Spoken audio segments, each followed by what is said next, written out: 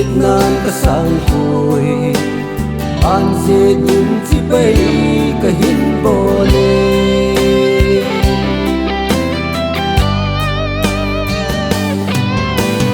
hin khúc ya để hân sa hồng đằng nó dồn ta gian son lung hel của vã dâu lâu đi tiếng tu cây ra xe lung mô lê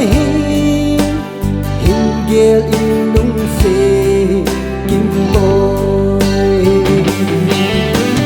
bèl thê lâu lâu đi khăn lâu cây tô đi ani con tê thao là siết nan ta sang hồi an dê nhìn chỉ bay ka hin bồ lê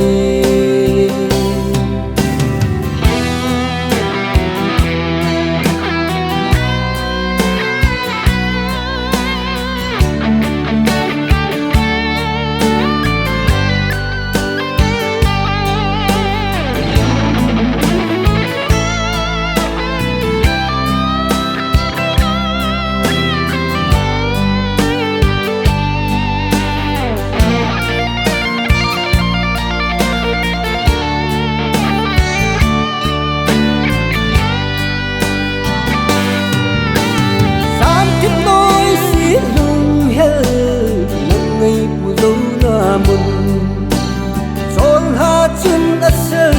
và kỳ tay tim thu tranh hồ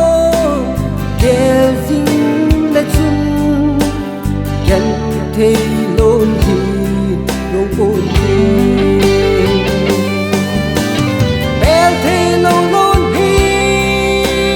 khăn lâu cây tô đi ani con tê thao là siết nan ta sang hồi an dê nhìn chỉ bay ka hin